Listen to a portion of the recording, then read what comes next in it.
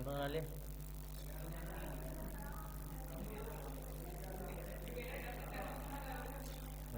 सूंघ का बता दिया। चलो जी, पावर बहुत है यार। अब हेडिंग बताओ मुझे क्या था। बोरोन की प्राप्ति।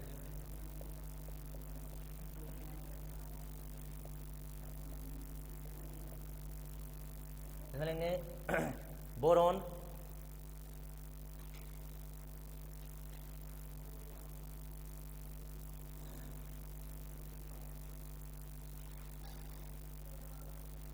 बोरोन सदैव संयुक्त अवस्था में पाया जाता है। बोरोन सदैव संयुक्त अवस्था में पाया जाता है।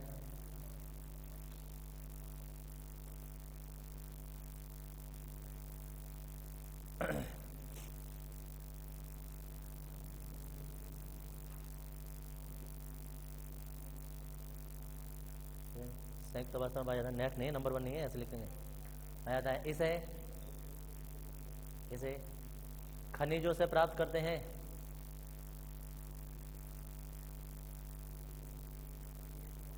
खनिजों से प्राप्त करते हैं।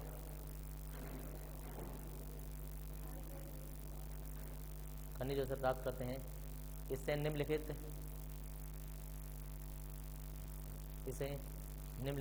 स्रोतों से प्राप्त करते हैं। इसे निम्नलिखित स्रोतों से प्राप्त करते हैं।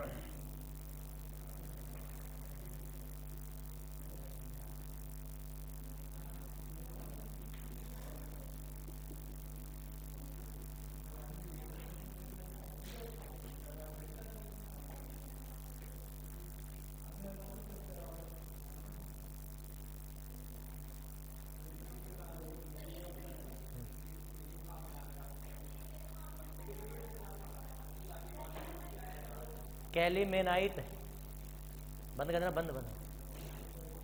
कैलीमेनाइट ऐसे, हाँ सारा उतार देंगे। दरअसल इनके अंदर बोरोन है, अगर तुम ध्यान से देखोगे तो सबके अंदर बोरोन है। ये बोरोन हम निकाल सकते हैं अलग अलग विधियों से प्रोसेस करके।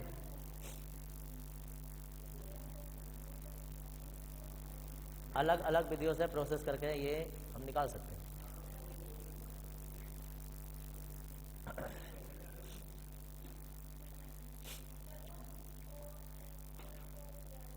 O11 H1।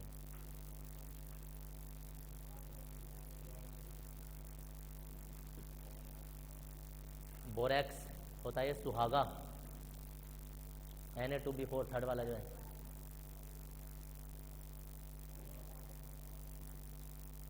पाउडर होता है।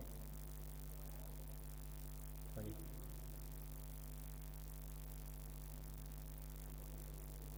इसे बनाने की विधि पढ़ते थे हम, लेकिन इस बार नहीं पढ़ेंगे।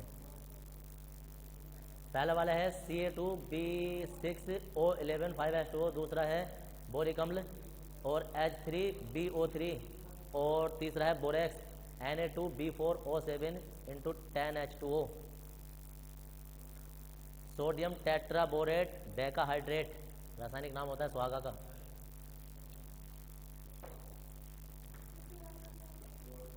सुहागा क्या होता है मैं कहाँ देखा हूँ।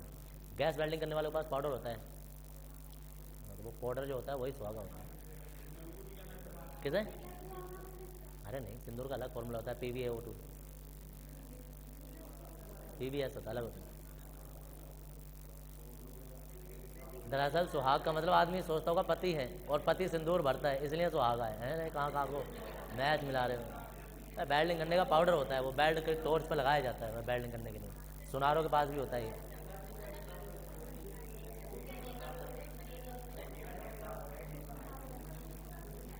सुहागा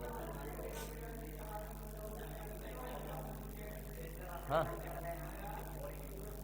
सोडियम टेट्राबोरेट डेकाहाइड्रेट। क्या हो गया?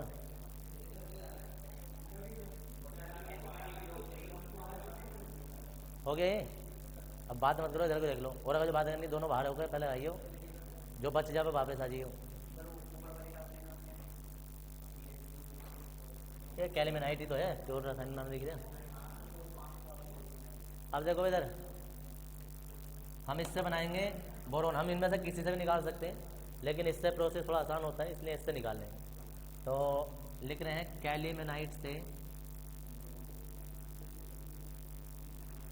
नाइट से बोरोन।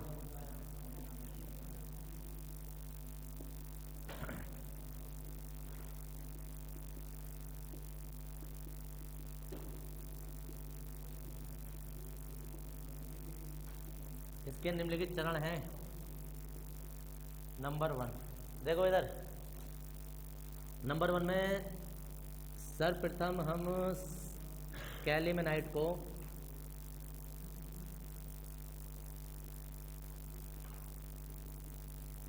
अब चुपके से बैठे रहो, टोटा करनी बंद कर दो और इधर को देख लो। कहाँ लिखने पे लग रहे हो यार? इतनी भयंकर अभिक्रिया भाई साहब, घर में तो किसी से हिलने की ना तुम्हारे। इधर भी देख लेते क्या यार, जितनी आसान समझ लो इतनी आसान है नहीं। कोई बात नहीं, हम सही भी हम ही करेंगे, बाहर सारा करना है। कैलिमिनाइट को एक और बात सुन लो, जब कैलिमिनाइट को हम गर्म करते हैं ना, गर्म करते हैं तो सबसे पहले जल के अणु तो बाष्प बन के निकल जाते हैं, तभी नॉर्मली ये कैलिमिनाइट बनता है। कोई भी फॉर्मूला होता है ना जिसके साथ जल के अणु हो, तो वो नाम नहीं बदलता है उसका। जैसे ये सुहागा है या बोरेक्स है, इस पर 10 H2O ना भी हो ना तो भी ये सुहागा ही रहेगा। अंतर इतना हो जाता है कि एक जलीय होता है ये और वो निर्जल हो जाएगा। तो ऐसे ये भी कैलिमिनाइट ही है, भी गर्म करने पर जलवाष्प इसकी अलग हो गई है, ये और ये बचा है। तो जब सर्वप्रथम कैलिमिनाइट को सोडियम कार्बोनेट के साथ गर्म करते हैं तो सोडियम टेट्राबोरेट प्राप्त होता है। सोडियम टेट्राबोरेट ये प्राप्त होता है। क्या कह सकते हैं इसे? बोरेक्स। अब फिर अगर ये निकल गया इसमें से तो फिर बचा क्या होगा? तो बचा ये होगा कि Na तो गया। अब ये कैल्शियम, जो कैल्शियम विद्युत रासायनिक श्रेणी में अगर तुमने देखा होगा इसका स्थान, तो सोडियम से ऊपर होता है, ये से रिप्लेस कर देगा। उसकी जगह क्या आ जाएगा? CaCO3 आ जाएगा। ठीक है जी, CaCO3 आ गया। अब फिर बात आती है कि और कभी क्या बचा हुआ? तो अभी बोरोन बचा है, मतलब B बचा है, O बचा है, और अभी क्या हमारे पास और आ सकता है? तो अभी हम देख रहे हैं, अभी देखो देख, जैसे कैल्शियम 2 है तो हमें 2 से गुणा करनी पड़ेगी,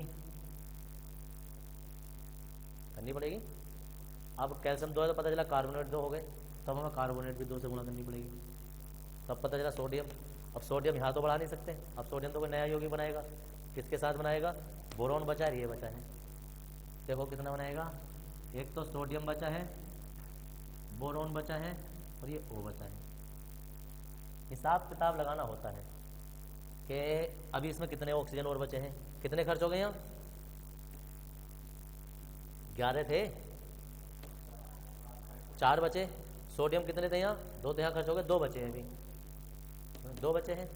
अब बोरोन कितने बचे हैं? वो भी 2 बचे हैं, यानी कि 2 तो Na बचे हैं, 2 B बचे हैं और 4 O बचे हैं।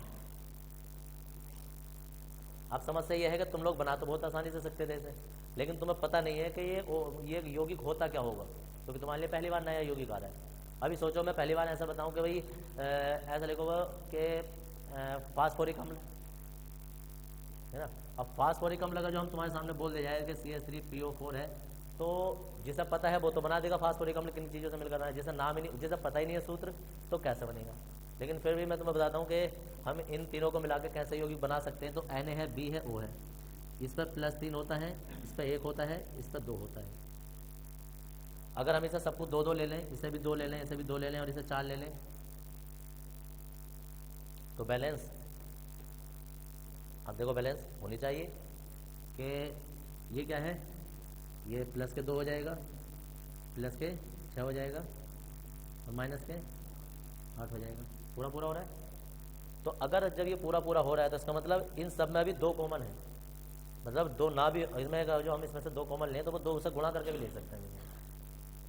याद है कभी हम सूत्र में ऐसा करते थे हम कि यार ये जैसे CHO आया है, N गुणा CHO आता था, मूल अनुपाती सूत्र याद होगा पहले चैप्टर में। तो हम यहाँ जैसे 2 आता था तो 2 से सब में गुणा कर देते थे ऐसा करके।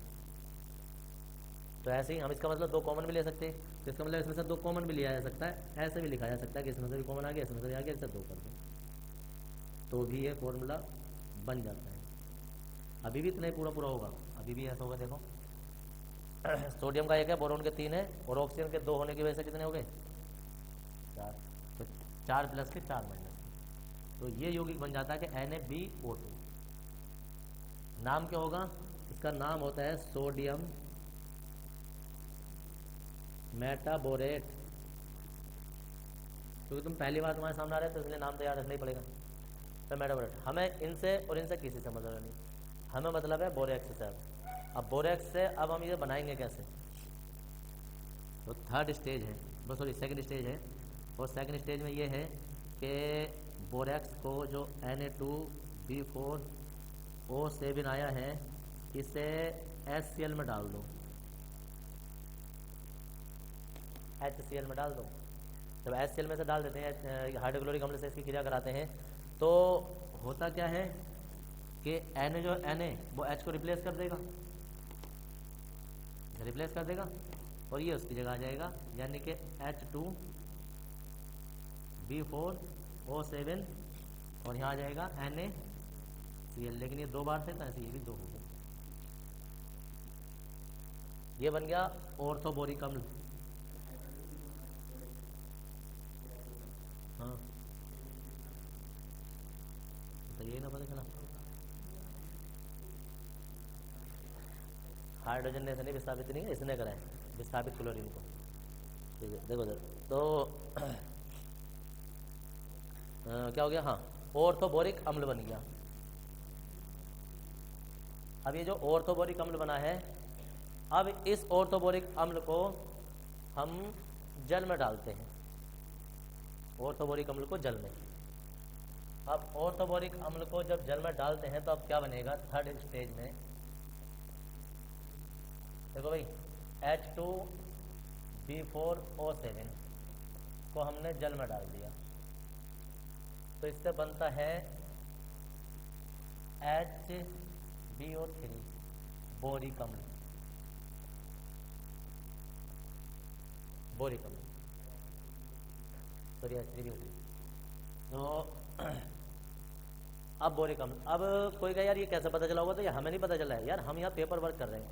दरअसल ये रियल में जो प्रैक्टिकल कर रहा होगा ना उसे पता चला होगा कि पहले उसने जब इसके साथ गर्म किया तो उसके हाथ में ये आ गया होगा बन के, जो भट्टी उट्टी से निकला होगा। अब इसे जब HCl में डाला तो ये ऑर्थोबोरिक अम्ल बन गया। ऑर्थोबोरिक अम्ल को जब जल में डाला होगा तो बोरिक अम्ल बन गया होगा। तो जो बोरिक अम्ल बना, हम तो उसका सूत्र लिख के चल रहे हैं, हमारे पास केमिकल नहीं है वो, समझिए।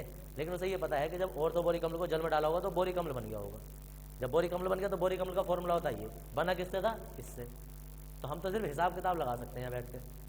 कैसे लगा सकते हैं कि यार यहाँ बोरोन 1 है, यहाँ बोरोन 4 है, तो क्या करें? इसका मतलब यहाँ 4 से गुणा हो गया, कोई यहाँ 4 से गुणा ना करे, वो तो फॉर्मूला बिगड़ जाएगा फिर। 4 से जब यहाँ गुणा कर दी तो आप देखेंगे ऑक्सीजन कितने खर्च होगा और यहाँ कितने खर्च हैं। अब देखो H कितने हैं, या 4 या 12 है, यहाँ कितने 2।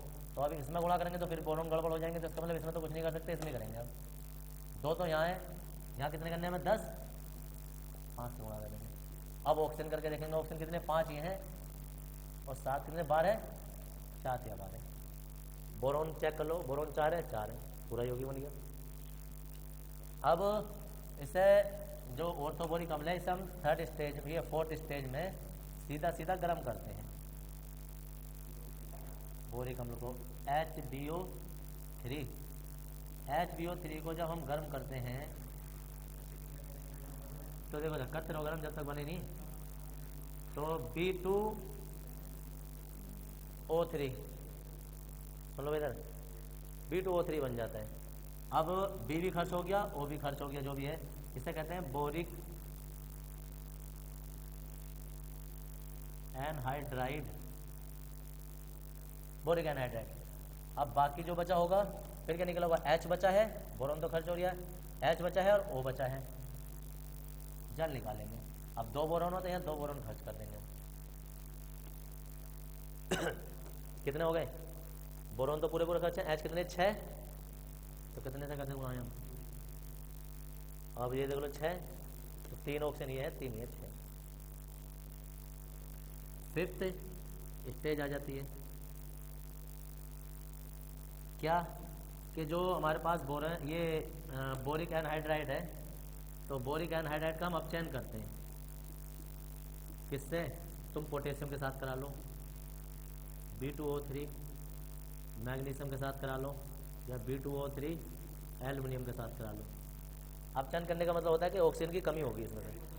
हाँ जी, हाँ जिंक सही हो सकती है, यदि भी धातु से कराते हैं जो ऑक्सीजन ले आने की हिम्मत रखता हो, तो ये सब ले जाएंगे, कोई भी धातु ले जाएगी।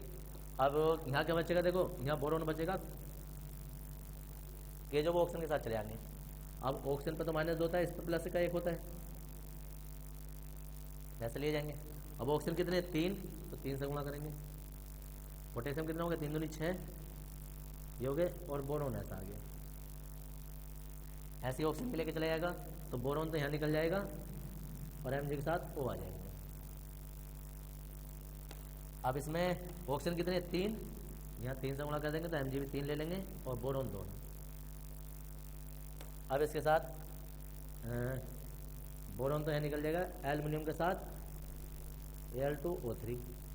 अब ऑक्सीजन तो पूरे पूरे, एल्युमिनियम 2 हो जाएगा और यहाँ 2 हो जाएगा। ये बोरोन हमें मिल रहा है। हाँ, यहाँ आके तुम्हारी 5वें स्टेज में आके हमें बोरोन मिलता है, जो कि हमने हेडिंग यहाँ डाला था।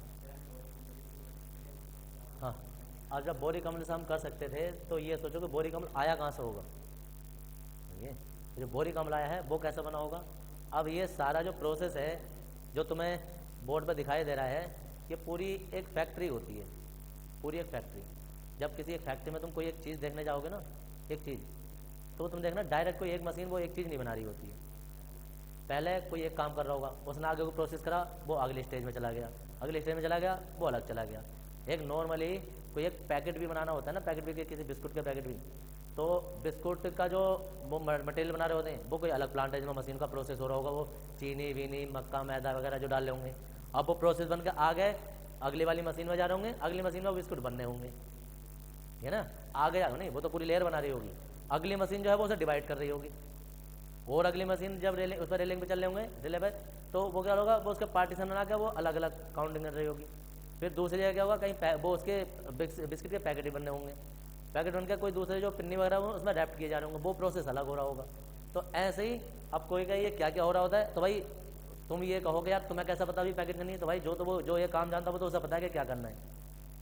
एक नॉर्मली कोई दवाई बननी होती है ना, दवाई, तो दवाई का होता क्या, सोचो पानी के बिना तो बनेगी नहीं। सोचो एक पानी है, पानी लिया और एक कोई दवाई ली, जब आपस में उसे मिलानी तो पानी कोई और बना रहा होगा, दवाई कहीं और जगह से आ रही है, मतलब केमिकल, उसे आपस में मिलाने वाले प्रोसेस कुछ और होगा, उसमें कोई एक तीसरा पदार्थ डाल लेंगे तो वो प्रोसेस कहीं बाद में बनना होगा आगे चल के। जब वो गर्म वरम होकर हो गया होगा तो आगे चल के कोई और चीज़ मिला रहे होंगे, फिर आगे चल के कुछ और चीज़ मिल रही होगी, आगे चल के कुछ और मिल रही होगी, फिर उसे ठंडा किया जा रहा होगा, गर्म किया जा रहा होगा, कुछ ना कुछ किया जा रहा होगा। तो जब किसी भी फैक्ट्री में जब तुम देखते हो तो वो कोई छोटी सी एक दुकान में नहीं लगी होती है, बड़े बड़े पाइप चल रहे होते हैं, बड़े बड़े प्लांट चल रहे होते हैं, बड़ी बड़ी मशीनें चल रही होती हैं, बड़े बड़े बोलर चल रहे होते हैं उनमें, और ये सारा प्रोसेस चल रहा होता है स्टेप बाय स्टेप। और वो कौन सी मशीन के बाद में कौन सा काम लगना होता है वो उसे ही पता होता है जो ये काम कर रहा होता है। अब कोई कहे यार तुम्हें कैसे पता कि ये होगा, तो भाई हम किताबों में पढ़ लें, आगे जो है तुम में से कोई इंजीनियर बनेगा तो ये चीज़ और डिटेल में पढ़ाई जाएगी। अब जब कोई केमिकल इंजीनियर बनेगा तो उसे ये सारा प्रोसेस पता होगा कि यार उसमें बोरेक्स जो है वो कैसे बनेगा। अब देखो ये तो पहाड़ों से मिट्टी से कहीं से खोदा जाता है, खनिज मिल गया, खनिज मिल गया, ये एक तरीके से ये मत सोचना कि ये हमें बोरेक्स मिल गया, ये मिट्टी होती है, मिट्टी जो ट्रिकोटिलारियों से डंपरों से आएगी फैक्ट्री में लौटी गई। अब वो लौटी गई, अब वहाँ से उन्हें क्या करना है, पहले से धोना हो गया, पीसना हो गया, ये उनका प्रोसेस है। प्रोसेस होने के बाद में अब अभिक्रिया स्टार्ट करेंगे। वो अभिक्रिया करने क्या है कि बड़े बड़े बोलों में सोडियम कार्बोनेट के साथ में उसे भट्टियों में जलाएंगे, बड़े बड़े, उसमें पता चला ये बन गया होगा, है ना, वो बन गया। अब अगले स्टेज में ले जाओ उसे, है ना, बोरेक्स बन गया, आगे केमिकल पड़ा होगा। ऐसा नहीं है कि छोटे से फ्लास्क में ले रहे होंगे, क्या हो गया, तो उसमें ले लूँगा। अब बड़े से उसमें फ्लास्क में ले लूँगा, वहाँ HCl पड़ा होगा, HCl में डाला होगा तो ये बन गया होगा। अब उसका और आगे का प्रोसेस है ना यार, ऑर्थोबोरिक अम्ल बन गया। अब पानी के बहुत बड़े बड़े बॉयलर होंगे, ठीक है जी, वहाँ जाके इसे लोड दिया गया होगा, लोड दिया गया। अब वहाँ प्रोसेस हो रहा है, इसमें प्रोसेस होने के बाद ये बन गया।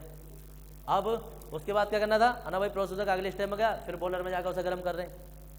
अब गर्म करके ये बन गया होगा। अब ऐसा बनने के बाद में कोई धातु, बहुत सारी धातु पिसी हुई पड़ी होंगी, उनके साथ रख के इसे गर्म कर रहे हैं। तो ये ऑक्सीजन वगैरह जो भी है, ये भाप बन गया, बास बन के जो भी है, अलग अलग निकलते रहेंगे। बोरोन कहीं एक जगह इकट्ठा होता रहेगा पात्र में। तो ये पूरा एक स्टेप बाय स्टेप प्रोसेस होता है। क्यों?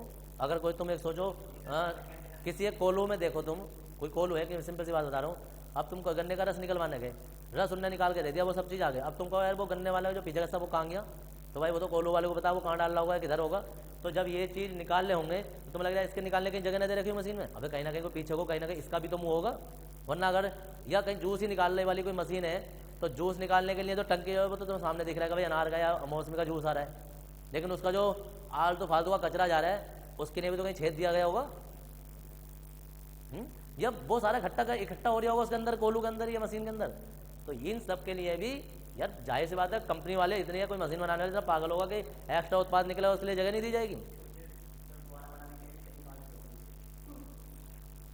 मशीन कोई सी कंपनी में, कोई भी कंपनी में, अब सुनो इधर, कोई सी भी कंपनी में अगर एक काम हो रहा है तो इसका मतलब ये थोड़ा ना ये चीज़ बेकार हो गई होगी, इसका कुछ और काम कर रहे होंगे वो, उसके साथ कोई दूसरा प्लांट होगा, हो सकता है वो अपना कोई कचरा किसी और चीज़ को दे दें।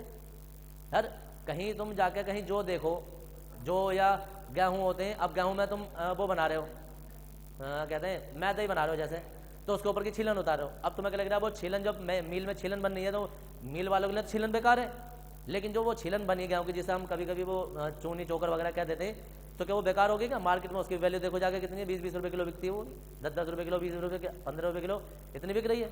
या कोई एक तेल निकालने वाली कोई चीज़ है, तुमने सरसों का तेल निकलवाया, अब मशीन बनाने वाले तो तेल निकाल के तुम्हें दे दिया, अब उसकी जो खल बनी, अब उसके लिए तो वो बेकार है। अब वो मिल वाला क्या करेगा भाई, उसका खल का खुद थोड़ा ना खाएगा। अब वो जिसके काम की है वो मार्केट में उतार देगा, वो मार्केट वाला लेगा उसे जिसके काम की होगी। कैल्शियम कार्बोनेट के काम की चीज़ ना होती, कितने सूत्र है कैल्शियम कार्बोनेट के, खिरिया नहीं बननी है इससे, चौक बननी है और बहुत सारी चीज़ें बननी है। ऐसे ही ये है, इससे वापस अब पता चला कि इसमें बोरोन बच गया, हो सकता है दूसरे प्रोसेस करके बोरोन निकाल लें। तो ये सब जो होते हैं ये कंपनी होती है, पूरी फैक्ट्री होती है, एक बाय स्टेप बाय स्टेप इसमें प्रोसेस किए जाते हैं। ऐसा नहीं है कि कहीं एक चीज़ में डाला और वो निकाल दिया। समझ लो। तो अब यहाँ आ जाओ, ओ वैज्ञानिकों इधर, स्टेप बाय स्टेप में हिंदी लिख रहे हैं हम। मैं क्या करके बोलूँगा, नंबर 1 वाली हिंदी, दूसरी वाली हिंदी, तीसरी वाली हिंदी, चौथी वाली हिंदी। तो जब मैं हिंदी बोलूँगा उसके जस्ट बाद में तो विग्रह लिख लोगे, फिर हिंदी बोलेंगे फिर विग्रह, पहले वाले में लिख रहे हैं। उपयोग होते हैं, निकाल क्यों रहे हैं, बहुत सारे उपयोग हैं यार। धातु निष्कासन में काम आती है, वो बहुत सारी जगह बोरिक अम्ल बनाते हैं, कीटाणुनाशक होता है, बहुत सारे। खाली बोरोन का मतलब थोड़ा है, अगर बोरोन से और क्या क्या चीज़ें और बन सकती हैं, हजारों चीज़ें बनाने की। जितने भी आवर्त सारणी में तत्व है, कुछ भी है, तो वो बेकार थोड़ी ना है। तो दुनिया में कोई तो किसी चीज़ में यूज होने, जिसने कितनी दवाइयाँ बननी है। तो जी और नंबर 1 में लिखेंगे सर्वप्रथम कैलीमेनाइट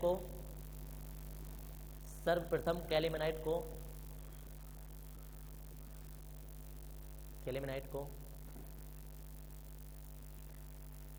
सोडियम कार्बोनेट के साथ गर्म करते हैं। कैलीमेनाइट को सोडियम कार्बोनेट के साथ गर्म करते हैं, जिससे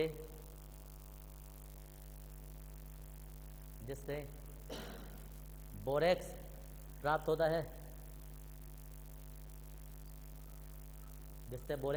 है।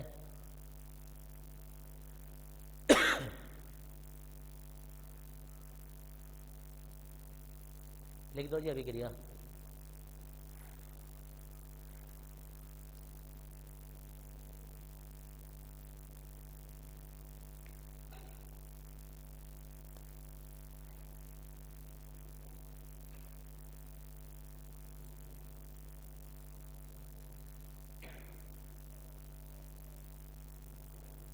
Ca2, हाँ जी।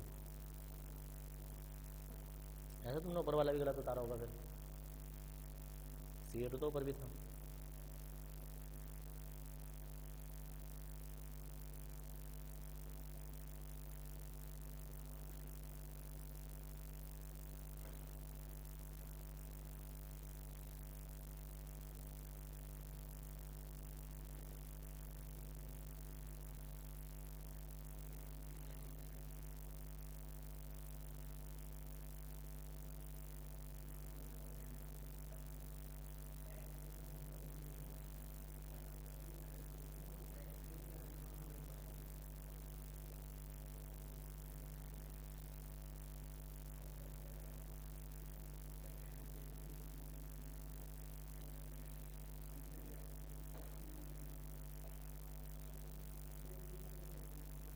नीचे लेंगे सेकंड वाले में बोरैक्स की क्रिया, बोरैक्स की क्रिया हाइड्रोक्लोरिक अम्ल से कराते हैं। बोरैक्स की क्रिया हाइड्रोक्लोरिक अम्ल से कराते हैं। हाइड्रोक्लोरिक अम्ल से कराते हैं जिससे ऑर्थोबोरिक अम्ल प्राप्त होता है, जिससे ऑर्थोबोरिक अम्ल प्राप्त होता है। ऑर्थोबोरिक अम्ल, अरे अभिक्रिया में भी देख ले करो, लिखा हुआ है। सेकंड वाली अभिक्रिया के बारे में लिख रहे हैं हम। ऑर्थोबोरिक अम्ल प्राप्त होता है, लिख दो अभिक्रिया। जब कभी भी कोई अभिक्रिया लिख रहे होते हैं तो हम उसकी एक्स्ट्रा चीज़ नहीं बता रहे होते हैं कि NaCl निकलता है, ये निकलता है, वो निकलता है। निकल रहा होगा पीछे को, हमें तो जूस से मतलब है कि जूस जूस आना चाहिए बस, खोई कहीं भी जाए।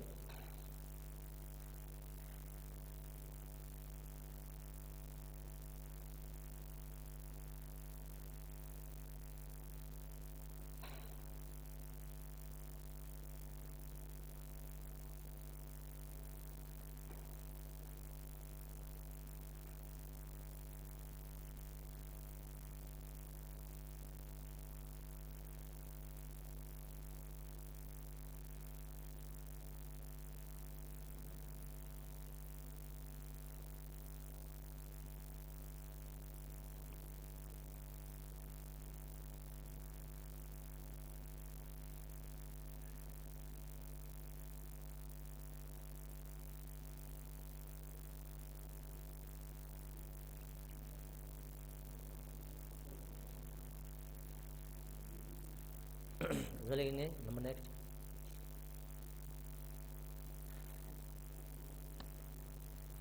थर्ड वाले में जाएं। ऑर्थोबोरिक अम्ल को जल में घोलते हैं जिससे बोरिक अम्ल बनता है।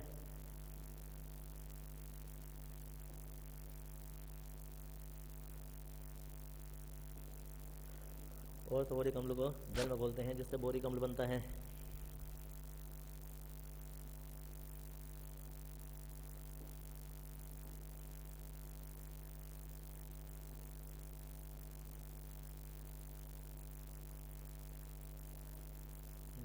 उतार लेंगे।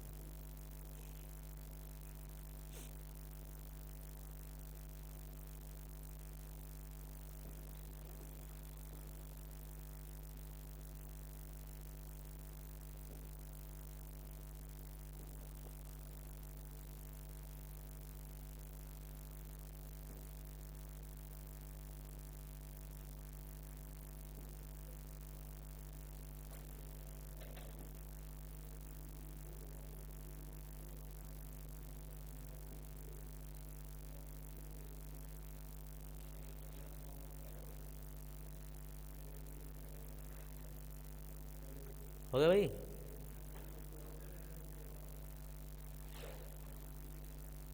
नींद आ रही है क्या? देखेंगे भाई फोर्थ वाले में, बोरिक अम्ल को गर्म करने पर, बोरिक अम्ल को गर्म करने पर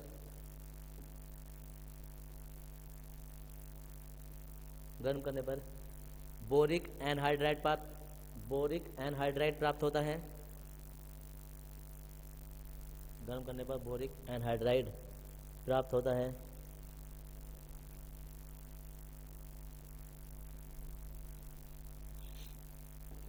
बोरिक एनहाइड्राइड प्राप्त होता है।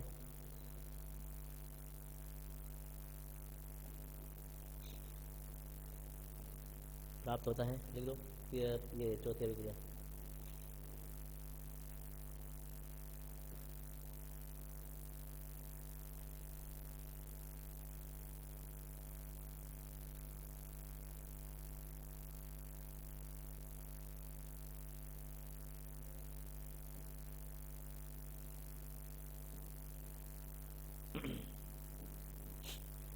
नंबर नेक्स्ट लिखेंगे।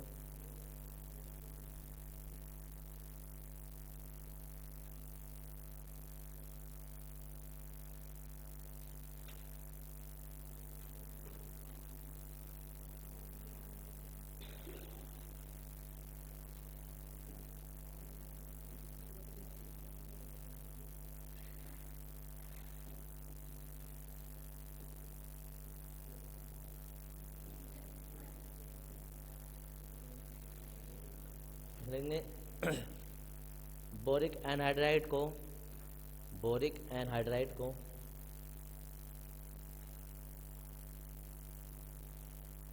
पोटेशियम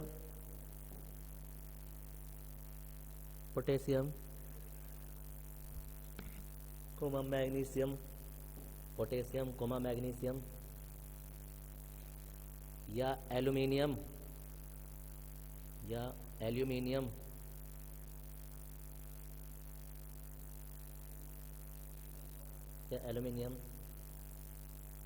के साथ के द्वारा अपचयित कराने पर बोरोन प्राप्त होता है। अपचयित कराने पर बोरोन प्राप्त होता है।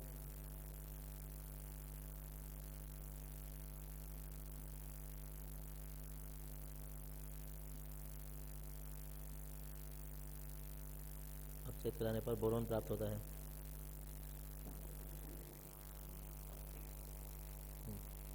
उतार लो अभिक्रिया।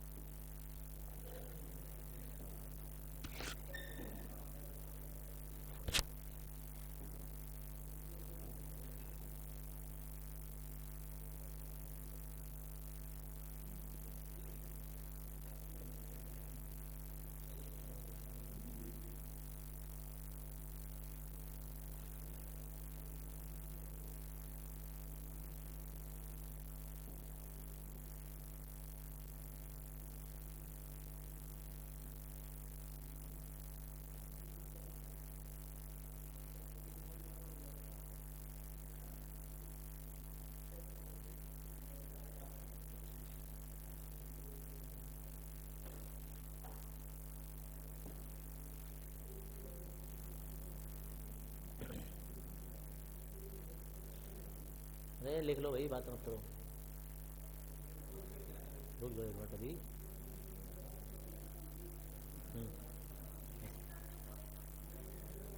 ना ना ना ना, बस किसी एक से बनाना था, किसी एक से बना सकते हो। इनमें से जिससे बनाया जाए वहाँ से शुरू कर दें।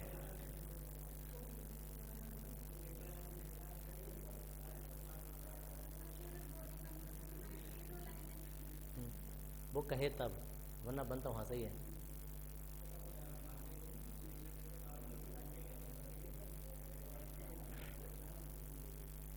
देखो भाई, हेडिंग लेंगे। बोरोन का हो गया, बोरोन का अपसामान्य व्यवहार। अगला हेडिंग,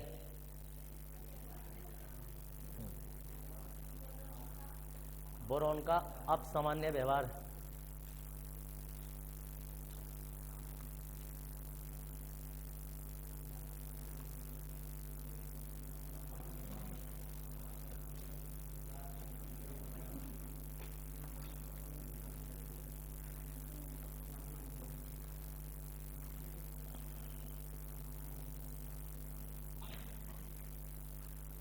नहीं भाई, बोरोन का अपसमान्य व्यवहार।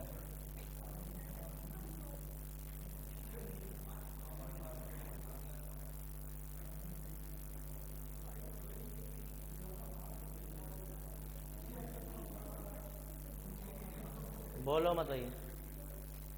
देखो, मेंडलीव ने जब आवर्त सारणी बनाई तो उसने समान गुण वाले तत्वों को एक साथ रखा, एक समूह में रखा। क्या रखा कि boron, aluminium, gallium, indium, thallium. उसने बोला कि इनके गुण जो है ना वो समान है। इनकी अंतिम कक्षा में एक ही इलेक्ट्रॉन ही होता है, या अंतिम कक्षा में 3 इलेक्ट्रॉन होते हैं, उपकक्ष में एक है। तो उसने समान गुण वाले तत्वों को एक साथ रखा। परमाणु क्रमांक के बढ़ते हुए क्रम में तो रखा ही, बाद में मौजूद है, लेकिन समान गुण वाले तत्वों को एक ही समूह में रखा। जब एक ही समूह में रखा तो जो ये काम करे वही ये काम करे, वही ये करे वही ये करे। जो काम एक करेगा वही काम सब करेंगे। ये ऐसा होना चाहिए था। लेकिन होता क्या है कि ये जो ऊपर वाला तत्व है, कहते नहीं कि सारे के सारे भाई एक ही काम करो या लाइन में चलो, तो सब बच्चे लाइन में चल रहे होते हैं, लेकिन एक आध तो ऐसे होते हैं ना ढेला के पानी, वो मैच नहीं करते।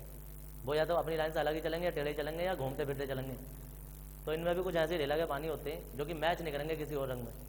वो ये है कि बाकी सारे गुण जो है वो एक से दर्शाएंगे, ये वो नहीं दर्शाएगा।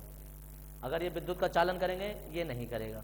ये सब अम्लीय है, ये अब सब क्षारीय जैसा होंगे तो ये अम्लीय होगा। ये सब अघुलनशील होंगे ना तो ये घुल जाएगा जाके। कहते नहीं कि यार सारे के सारे वो वहाँ नहीं जाना है तो कोई एक निकल कर पहुँच जाएगा, तो होता है। हाँ, ये कोई भी अपर रूप नहीं दर्शाता है, ये अपने अपर रूप दर्शाने लगता है। तो जो हेडिंग है वो तुम्हारा ये है कि अपसामान्य व्यवहार भी कह देते हैं या असामान्य व्यवहार भी कह देते हैं, दोनों एक ही बात है। असामान्य व्यवहार या अपसामान्य व्यवहार। असामान्य व्यवहार का मतलब ये होता है कि एक समान व्यवहार दर्शाना चाहिए था, लेकिन ऐसा करता नहीं है। और कौन नहीं करता है? सिर्फ ये नहीं करता, बाकी सब करते हैं। सब बाकी ये गुट में रहते हैं। जो एक काम करेगा वो सारे करेंगे, लेकिन बस यही नहीं करता है। अब कोई कहे यार ऐसा क्या होता है भाई, ऐसा क्यों नहीं करता है? तो इसकी भी अपनी मजबूरी है। इसकी भी अपनी मजबूरी, ऐसा क्यों करता है? दरअसल इलेक्ट्रॉनिक विन्यास के लिए जब हम बात करें जिसमें 5 है तो 1s2, 2s2 और 2p1। इसकी बात करें 1s2, 2s2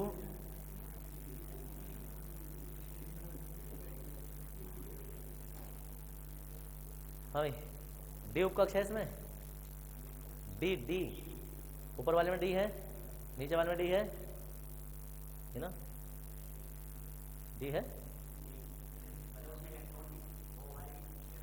देखो इधर बहुत सारे लोगों को ये डी नजर नहीं आ रहा है, लेकिन इसमें डी होता है।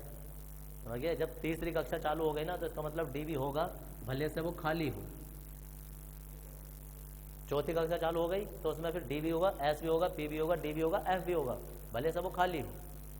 समझिए, तो इसका मतलब क्या है कि अगर उसमें इलेक्ट्रॉन नहीं है, अगर किसी कमरे में कोई आदमी नहीं रह रहा है तो इसका मतलब वो कमरा नहीं है। कमरा तो है, भले से उसमें इलेक्ट्रॉन नहीं है। तो ऐसे ही कक्षा तो है, भले से इलेक्ट्रॉन नहीं है। तो इसमें डी है और बाकी सब तो और भी बड़े बड़े इलेक्ट्रॉन नहीं आता, तो सब में डी उपकक्ष होगा। इसमें नहीं होगा, क्योंकि इसमें तो 2 कक्षा तक रह जाता है। तो इसका अपसामान्य व्यवहार प्रदर्शित करने का कारण होता है कि एक तो इसमें डी उपकक्ष नहीं होता है, समझिए, इसकी लिमिटेड संयोजकता रह जाती है। दूसरा कि इसका आकार सबसे छोटा होता है, क्योंकि सबसे ऊपर होता है, आकार सबसे छोटा होता है। तीसरा, इसकी विद्युत ऋणात्मकता औरों की तुलना में, इन अपने समूह के तत्वों की तुलना में अधिक होती है। विद्युत ऋणात्मकता अधिक होती है।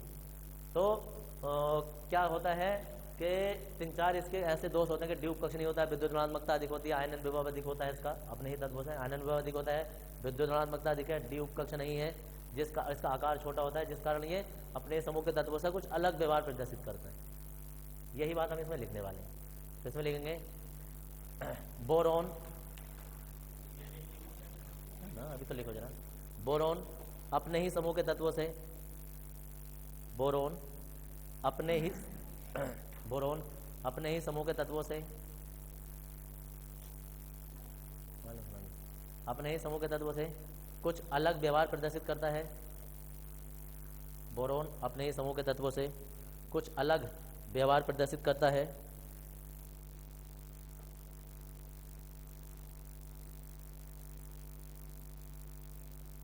अपने समूह के तत्वों से कुछ अलग व्यवहार प्रदर्शित करता है।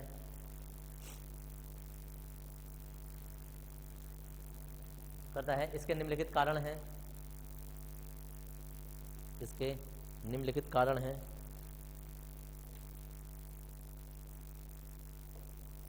निम्नलिखित कारण हैं।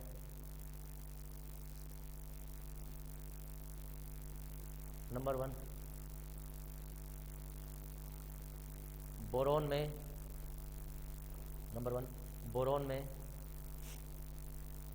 डी उपकक्ष, बोरोन में डी उपकक्ष, बोरोन में डी उपकक्ष अनुपस्थित होता है। बोरोन में डी उपकक्ष अनुपस्थित होता है, अनुपस्थित होता है। नंबर नेक्स्ट, बोरोन का आकार छोटा होता है। बोरोन का आकार छोटा होता है।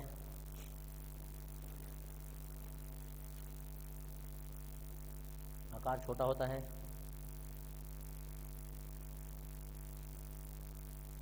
बोरोन की विद्युत ऋणात्मकता अधिक होती है। बोरोन की विद्युत ऋणात्मक, नंबर नेक्स्ट, बोरोन की विद्युत ऋणात्मकता अधिक होती है।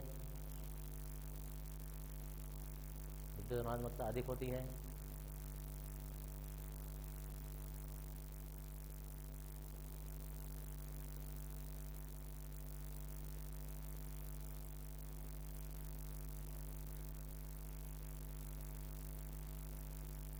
नंबर नेक्स्ट, बोरोन का आयनन विभव,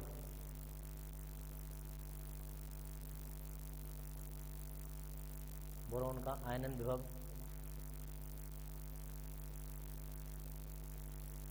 अधिक होता है।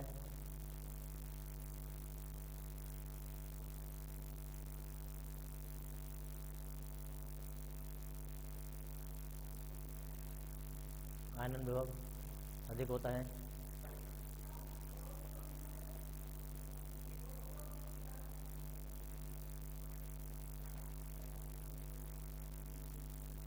हो गया? नहीं हो गया? अधिक होता है। नीचे लिखेंगे नई लाइन से, इसके कुछ अपसामान्य व्यवहार निम्नलिखित हैं। इसके कुछ अपसामान्य व्यवहार निम्नलिखित हैं। इसके कुछ अपसामान्य व्यवहार निम्नलिखित हैं। व्यवहार निम्नलिखित हैं। नंबर 1, इसके कुछ अपसामान्य व्यवहार निम्नलिखित हैं। नंबर 1,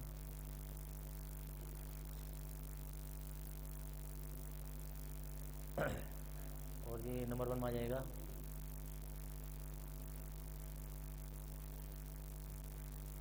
बोरोन एक अधातु है। बोरोन एक अधातु है। अधातु है, लिखो जल्दी फटाफट, बात मत करो। बोरोन एक अधातु है, जबकि अन्य तत्व उपधातु तथा धातु हैं। जबकि अन्य तत्व उपधातु तथा धातु हैं। उपधातु तथा धातु हैं। उपधातु तथा धातु हैं। हो गया? नंबर नेक्स्ट,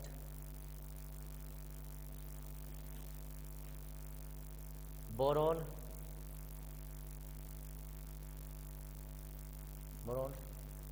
विद्युत का कुचालक होता है।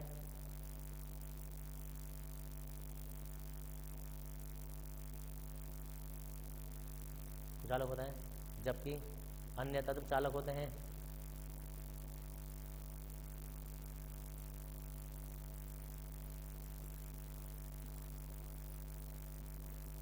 नंबर नेक्स्ट, बोरोन के ऑक्साइड, नंबर 3, बोरोन के ऑक्साइड जल में विलय होते हैं। बोरोन के ऑक्साइड जल में विलय होते हैं, जबकि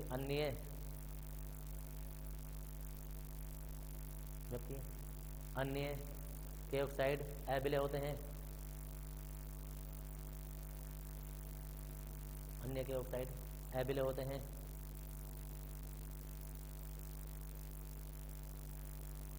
नंबर नेक्स्ट,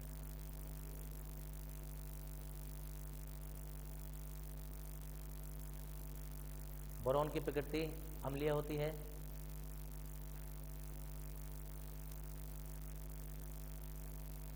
बोरोन की प्रकृति अम्लीय होती है, जबकि अन्य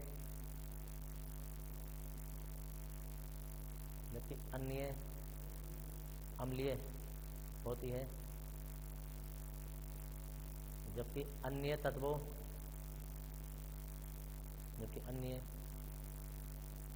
तत्वों की प्रकृति उभयधर्मी या क्षारीय होती है। उभयधर्मी या क्षारीय होती है।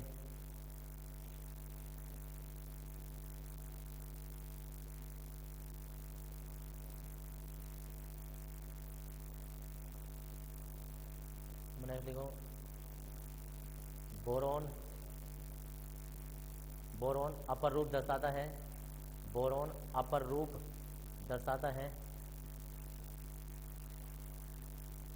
अपर रूप दर्शाता है, जबकि अन्य तत्व नहीं दर्शाते हैं। अपर रूप दर्शाता है, जबकि अन्य तत्व नहीं दर्शाते हैं। कितने हो गए? चलो काफी हो गए। हेडिंग डालेंगे। अभी लगेंगे। हेडिंग डाल दो, हेडिंग अन्य तो नहीं। डाई बोरेन ना नया यौगिक है। हेडिंग डाल देंगे।